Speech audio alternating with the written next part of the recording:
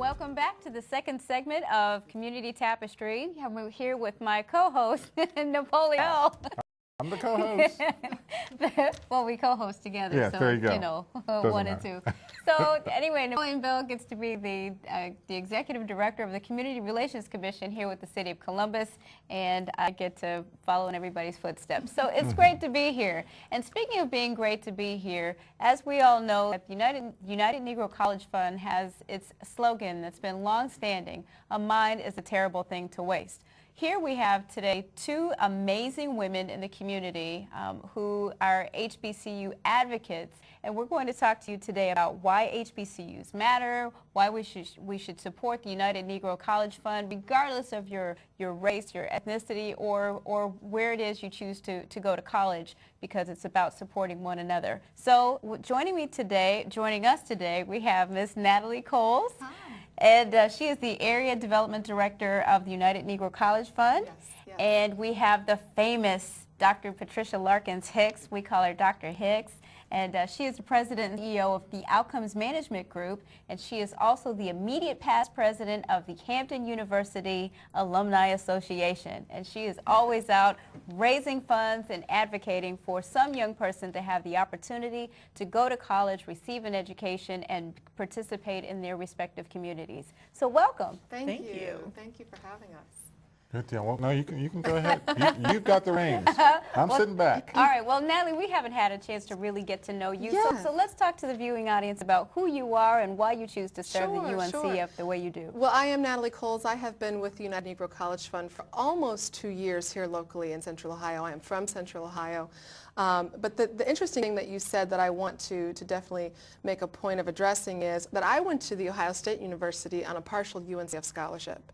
So UNCF was founded in 1944. We were founded to overcome the obstacles that race played in getting young people access to college. Our founder, Dr. Frederick D. Patterson, was then the president of the Tuskegee University, the Tuskegee Institute, I should say at the time. Right. He founded the Tuskegee Airmen's Program. He was an amazing person. But he believed that race should not be a barrier to receiving an education.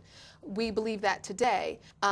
In 1944, race was the obstacle. It was the sole obstacle for us. And we know now times are changing. Colleges have opened their doors, like Ohio State, but we still have great obstacles that face us.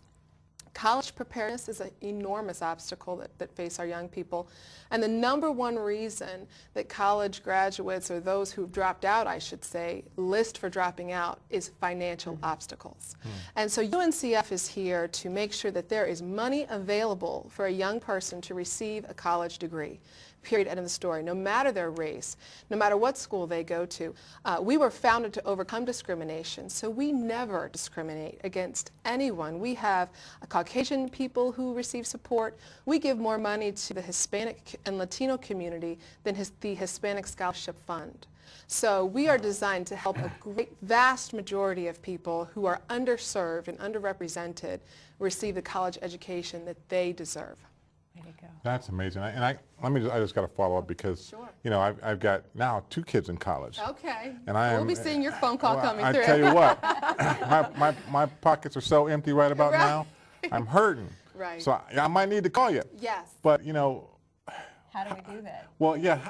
How do we do that? But then, you know, do you see that are you getting an influx? Are you seeing the numbers rise of the amount of requests for assistance because of the economic issues going on now also? Absolutely. In fact, we have put together a campaign, an entire campaign nationally to address that very issue. It's called the Campaign for Emergency Student Aid. And that was put together back in 2008 to address the financial crisis that our schools are facing and that our young people are facing. UNCF has 38 member institutions, and those are the historically black colleges and universities that you were talking about: Spelman, Morehouse, Wilberforce, Tuskegee. We support those schools with general operating support. So we help them to keep the lights on so that young people can go there to be educated. Those schools, and Dr. Hicks, I don't want to steal her thunder, she's going to talk about those schools, but those schools have a much, much higher retention rate than predominantly white institutions do for minority students. So it's important that through this campaign that we support the schools, but it's also important that young people who are college seniors who are short $2,000, $3,000 graduate. We had so many young people starting in 2008 call and say, I don't have $1,500 and I can't walk the stage in 3 months. That's unacceptable. Wow. And though we put together this program, I'm proud to report that last year alone, we raised over $5.4 million to support college graduates who want to complete their college degree. Wow. Yes. That is amazing. Yes. That And is a lot of that amazing. support came from donors here in Columbus. We have to thank the American Electric Power Foundation. They've been a huge supporter. Limited Brands Foundation, the Honda of America here locally in Marysville. We've received such amazing community support for our students. That's because, it's probably because those companies realize and recognize how important it is to have an educated workforce. Absolutely. They've got jobs that they need to fill. They've said it many times on our show before. Absolutely. They've got jobs they need to fill, and they need the people who are qualified to fill them. Well, to be honest with you, one of the frustrating pieces for us at UNCF is we hear, especially in Ohio, we hear a huge push for jobs. We need more jobs. Our governor likes to talk a lot about jobs, and we support that. Of course we need jobs. But we've noticed, once we look at the statistics, that the problem is not necessarily the jobs, it's college-ready and job-ready people to take those jobs. And AEP is a prime example. You know, they need more and more men and women to climb the towers to keep our lights on. If we don't educate people to do that, they won't be there. Exactly. And before we go on to Dr. Hicks, because I know you've got a question for her, we want to make sure that the viewing audience has a chance to call in also. So I got to give you the number to call in, and that's 645-6557. That's 645-6557. And also, I've got Facebook up. I want to tell you about that.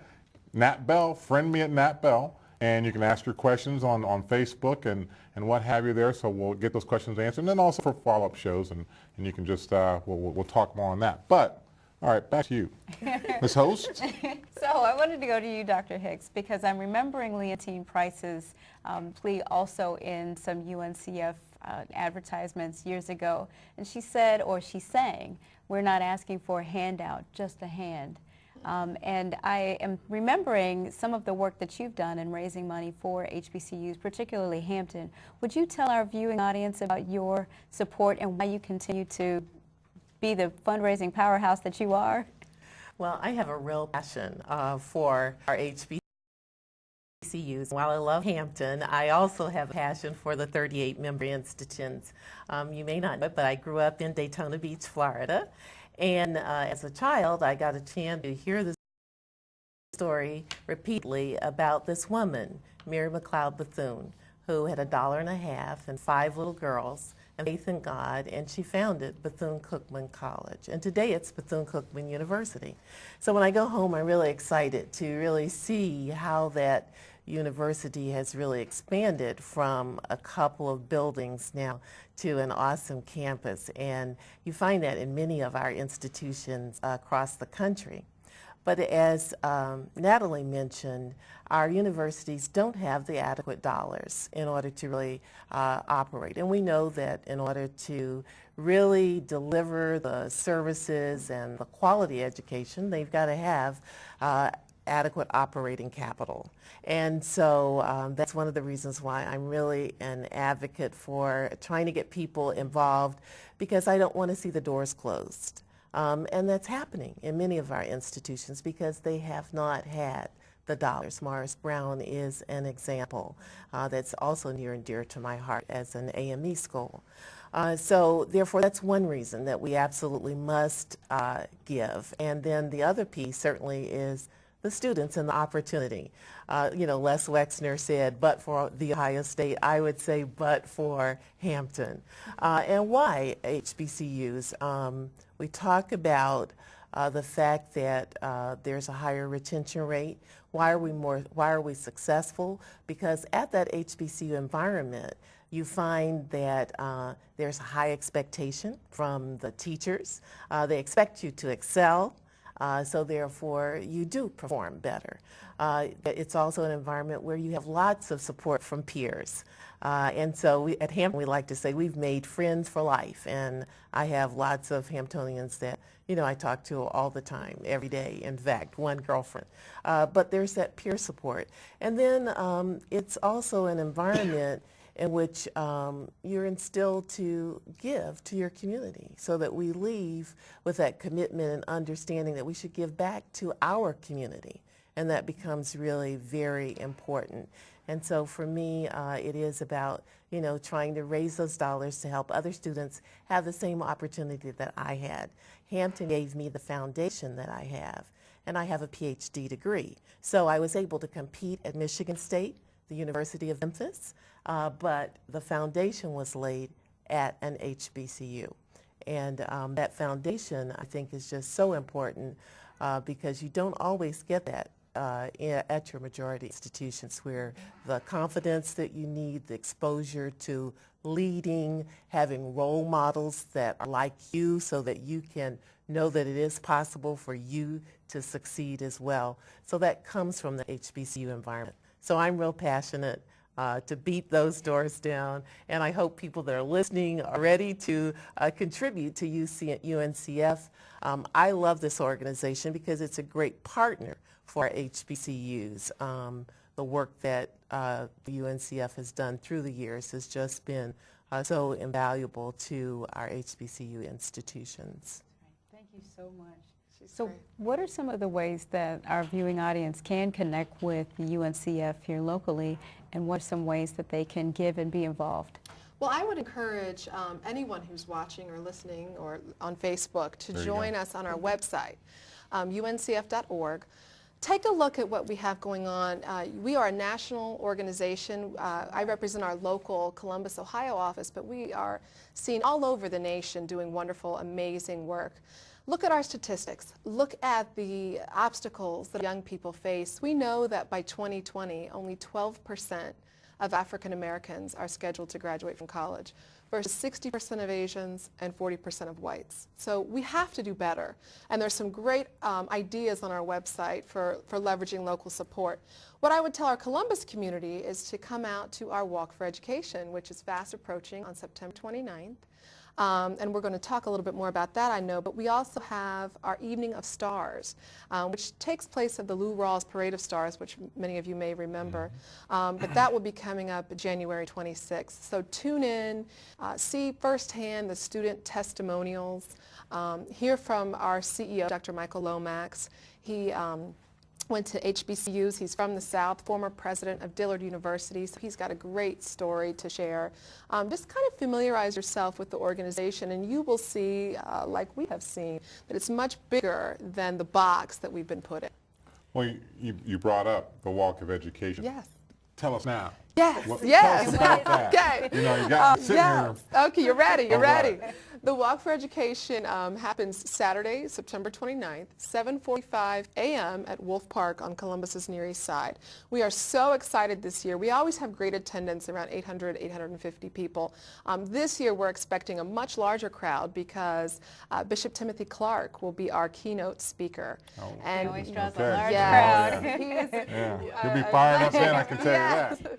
Yes, Oh, well, yeah. he has been phenomenal, and the entire congregation of First Church of God has really wrapped their arms around UNCF. They gave us a significant gift last year to support young people from Columbus through the campaign for emergency student aid.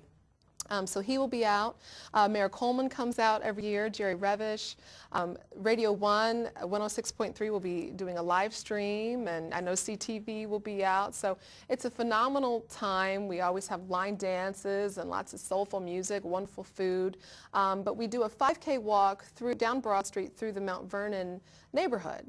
And we changed the route recently because we really want to pay homage to that area, let the people in that area know that we support them, that we know statistically they are faced with a huge amount of obstacles, but our walkers are there for, our walkers are there for their students, for students all over our city. Well, I'm so proud that you're going to have a walk that's not only about them, but you're not having a walk that's without them. You are including Absolutely. the Mount Vernon community. And How does somebody get involved? I mean, do they just show up, or Do they have to call in to register? I mean, Well, how they does that can happen? show up, and for years we've had people show up and just join us, and that's fine. You know, we want everyone to come out. We want to see young people. The Marion Franklin Band will be there with the drum line, so we want people to come out and learn more about what we do. But we really also want people, you know, I love Dr. Hicks because she always plugs fundraising and raising money. We really want people to join us and register online. Okay. They can visit uncf.org/Columbus Walk and register right there online. They can form a team. It's peer-to-peer fundraising, similar to other large walks and bicycle races that we have in the city. Last year, we were very fortunate. We raised over $175,000 at the walk to support young people from Columbus. We want to reach $200,000.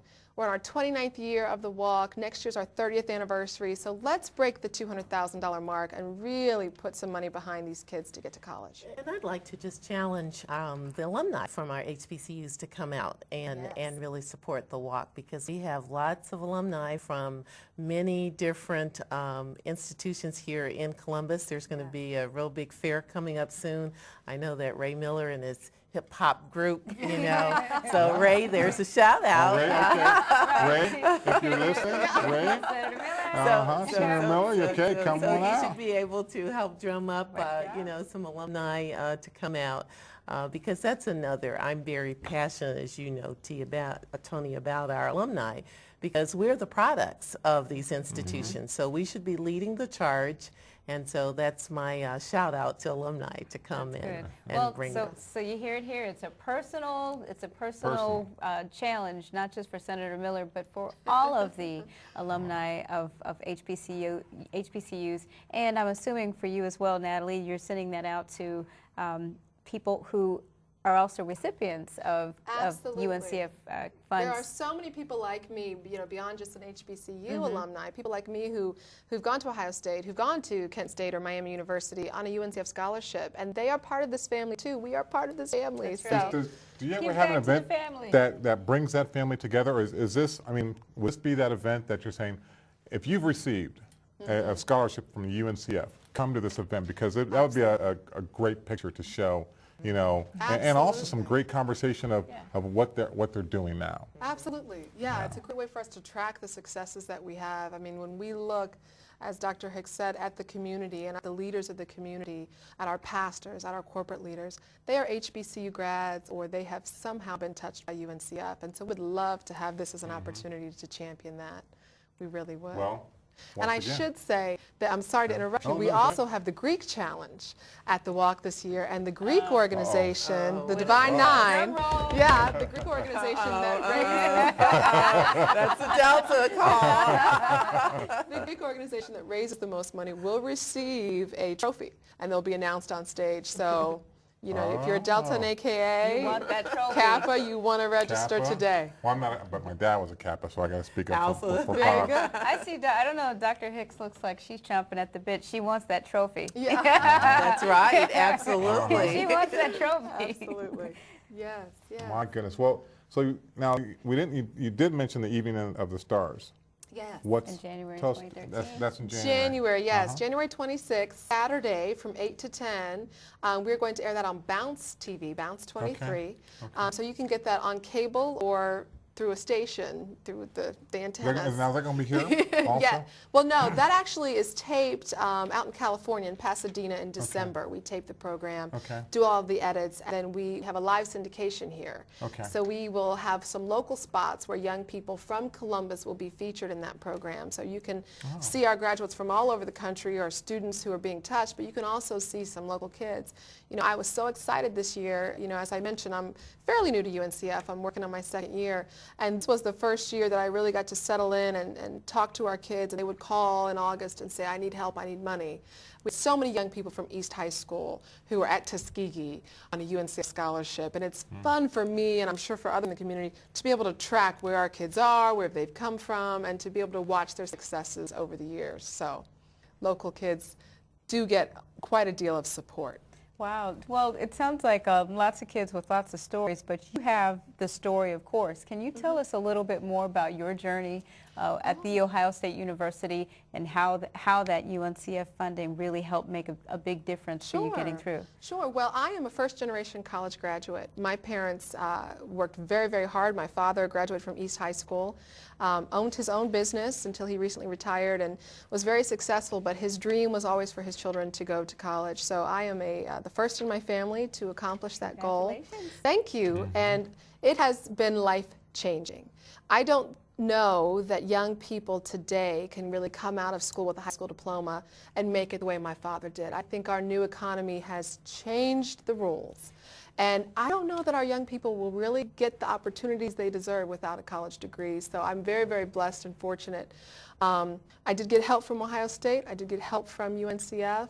So but for both, I wouldn't be here. And I'm very proud of that. But I will admit, after visiting our campuses, seeing Spelman, seeing Wilberforce, I do know that I missed an experience that I hope my children can capitalize on through an HBCU. That's great. How about you, Dr. Hicks?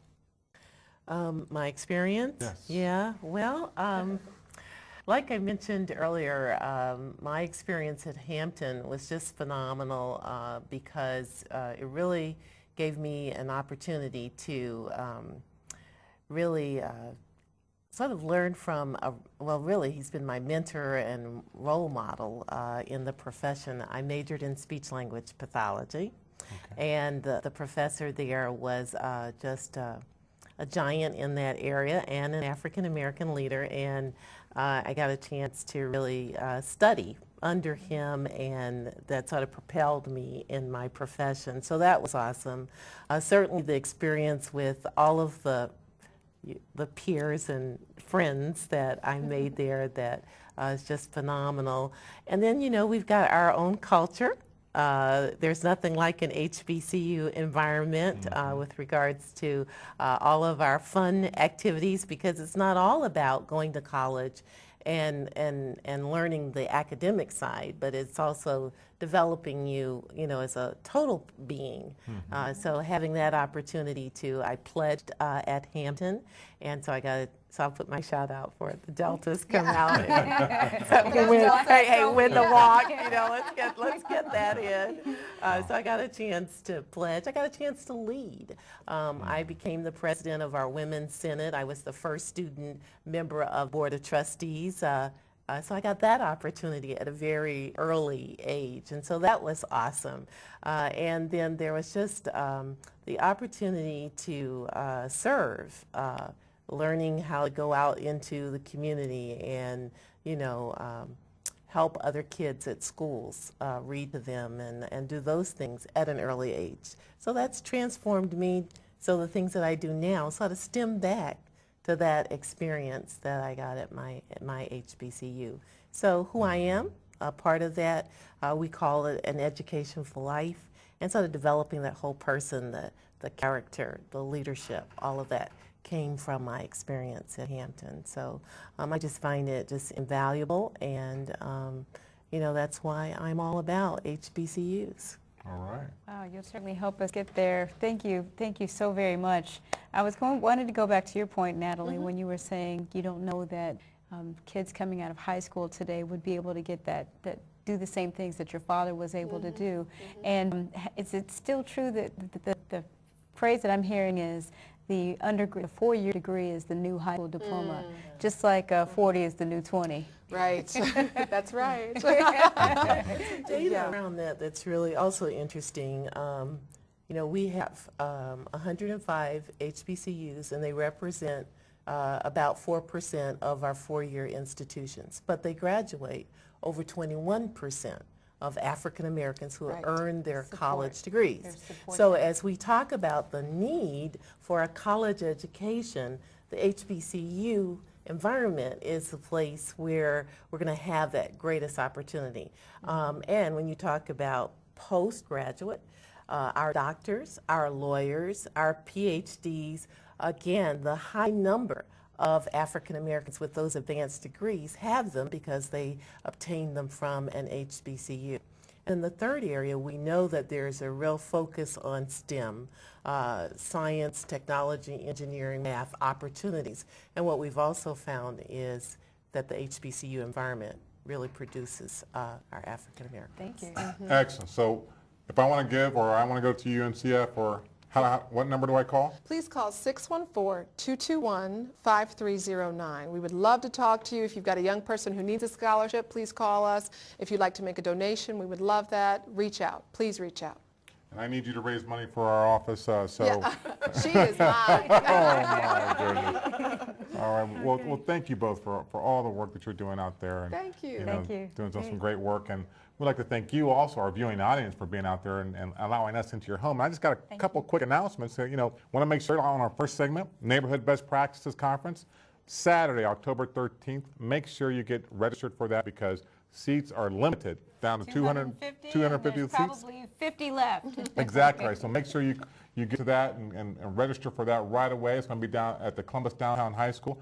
Secondly, our office, the Community Relations Commission, Martin Luther King programs are coming up very soon. So our Martin Luther King Oratorical is January 5th. Our arts contest, which is judged in January, so you can get involved with that. Also, our Martin Luther King March and program that we have from City Hall to Vets Memorial and the program at Vets is on the 21st of January. And, we talked about Tuskegee University. Well, our Civil Rights Tour leaves here. Register now. Register now. Actually, the website will be up here next week. Register next week. On our website at www.crc.columbus.gov. The Civil Rights Tour from April 2nd, Tuesday, April 2nd through April 6th. We go from Columbus to Cincinnati to Atlanta to Alabama, then over to Tennessee. A heck of a tour. And actually, we're getting sponsors for 8 young people to go from Cap City Kids and also from the SAVE Strategies Against Violence Everywhere. Yep. So we're really looking forward to that.